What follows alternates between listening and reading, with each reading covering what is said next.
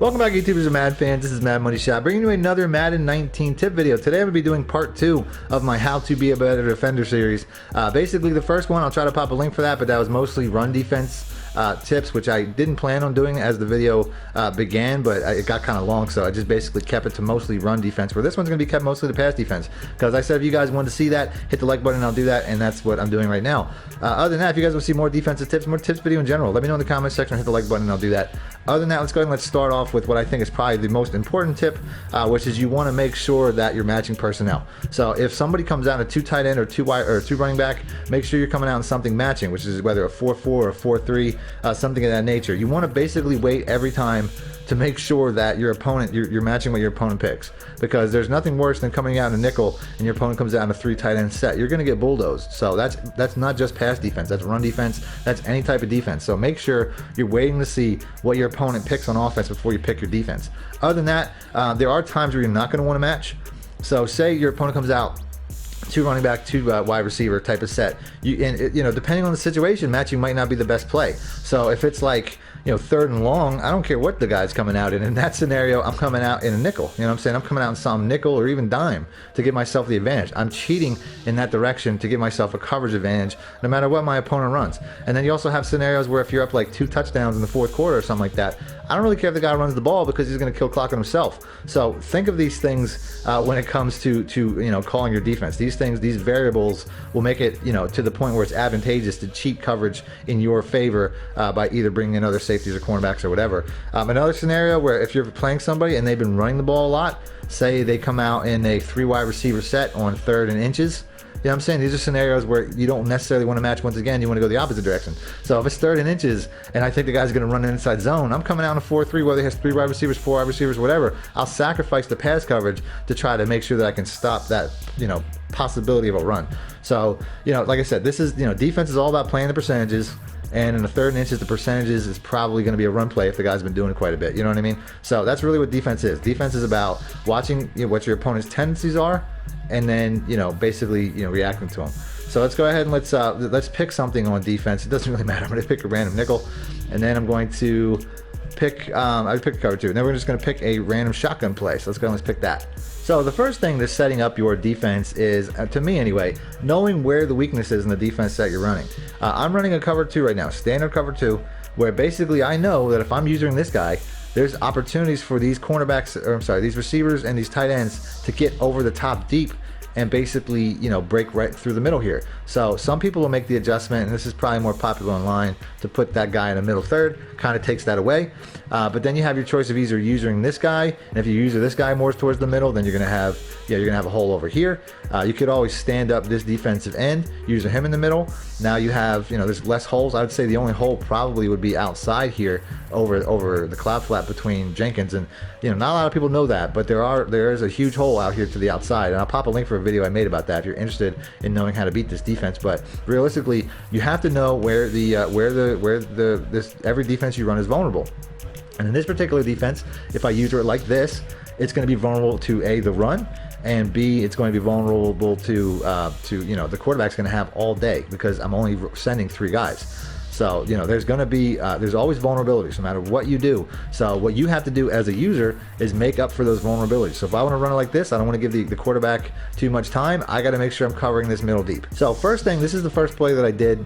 I'm going to show it in a replay, but basically I already broke the one rule that I was talking about. Here, I'm already down reacting to the run. I mean, I come right here just in case there's a run play. But when I see the receivers start taking the routes, that's when I start dropping back. So I know already, based off the fact that the receiver on the far left is doing some sort of slant route, where typically if it's a pass play, they don't really get too creative with their routes. So the fact that I see him slanting in, I know already that it's going to be a pass. So basically I'm dropping back, I'm trying to see what's coming in my direction from all sides. I have a much deeper route here in the back, which is, you know, I know there's nothing I can do to affect that. That route is so far off, I'm not going to leave the middle of the field to try to come and affect this route. So basically what I'm going to do is, I see only one receiver coming my way, which is the slant route that I'm talking about.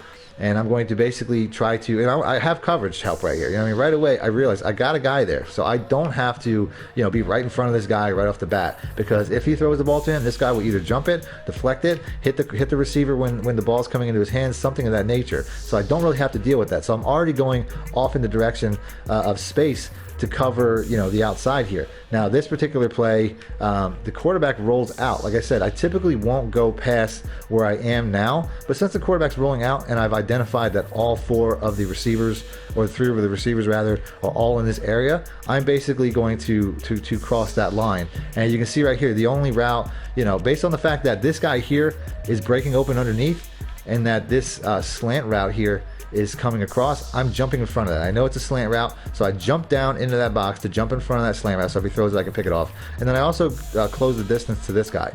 Now, your pre-snap starting position when you're you know, covering with the middle linebacker or the defensive end or whatever is typically going to be over either the tight end or the slot receiver. You typically want to cover the closest receiver to the line of scrimmage, because that's obviously where you're going to be. So right here, I'm the user middle linebacker. I'm not more towards the middle because I'm covering, you know, I want to cheat over to this tight end. The reason I'm not cheating over to the fullback is because that typically, those type of routes, the fullbacks and the running backs typically go out in the flats, so that's what the flat coverages are for. So if I had a slot receiver on the left side, it would be my choice, but realistically the tight end is going to most likely be the play. So first play right here, this guy's going on a streak, which, like I said, I'm running a cover 3, so I know right away that's going to give cover 3 problems. There's not a lot of other receivers in the area right off the bat, so it's a little bit easier, but you know that this is going to be cover 3 right off the seam, so I have to take that away. So then once I get past a certain point, I realize that A, there's a receiver coming across, but B, even if he throws it up over me, that safety in the back here is going to have a play on the ball. So once I get to a certain point,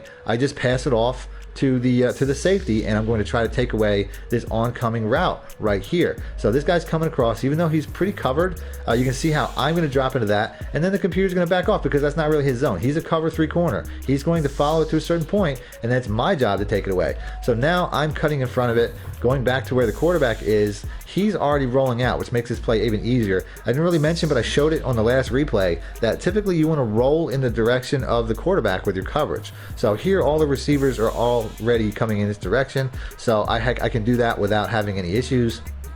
But realistically, you know, the ball is going to typically go where the quarterback is, the closest the quarterback is. So the fact that he's rolling out pretty much lets me know it's going to be this receiver or bust. So I'm going to cover this guy manually, hit the R3 button, which will typically send, I already messed it up, which will typically send this cornerback here that I was looking at. Let's go ahead and let's get back into that look. This cornerback's going back here. So like I said, the R3, you want to always get pressure. So since the quarterback's rolling out, I'm going to hit this R3 button, which is going to send this defender right here. So I think that's the cloud flat defender. He's dropping back, so I'm going to take away his responsibility, which is probably his job. Pretty much would have been to cover this slanting route, which he wouldn't have done it really well anyway. So I'm going to send him on a delayed blitz, send him in at the quarterback by hitting R3. And even though the quarterback got a couple of yards, that's the best way to contain him. It's a mobile quarterback.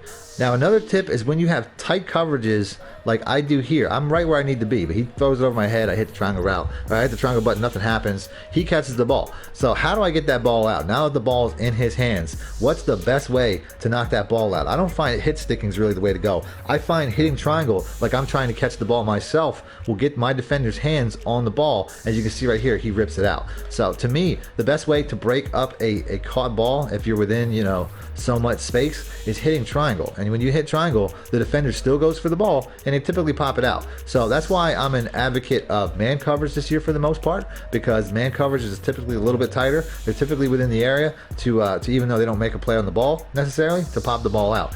The last thing I want to go over is how to basically use the ball. A lot of people have a hard time you know, playing deep coverage or positioning themselves. So what I'm going to do here, I'm using I think one of the linebackers here. I think I'm using the guy that's lower down. But either way, so the ball gets thrown up.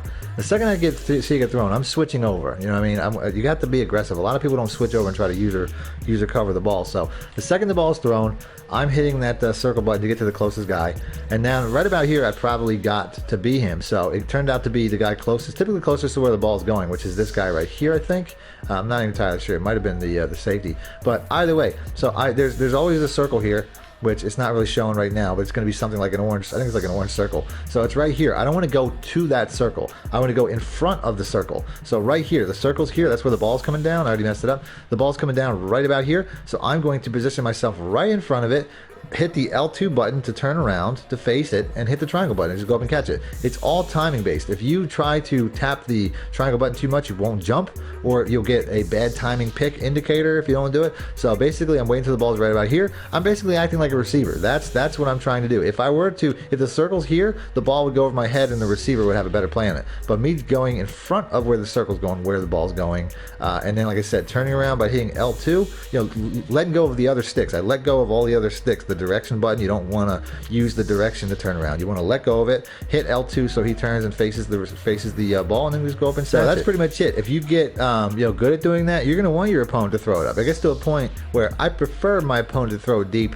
because I know that when they do, it's basically going to be a punt. It's my ball. The further they throw the ball, the more they throw it, the deeper they throw it, the more time that my defenders have a chance reacting to it, and that's going to be better for me. That's going to create opportunities for turnovers. So that's it. If you guys will see more videos like this, defensive tips, offensive tips, whatever, let me know in the comment section what type of video you want me to do next, and hit the like button if you want me to continue with these tip videos. Other than that, thanks for watching Madden Money Shot out. Need more help or just want to show your support? Then head over to my Patreon and join my team, where you can get exclusive content like ebooks and bonus plays, as well as early access to my vids and more. Link in the description below.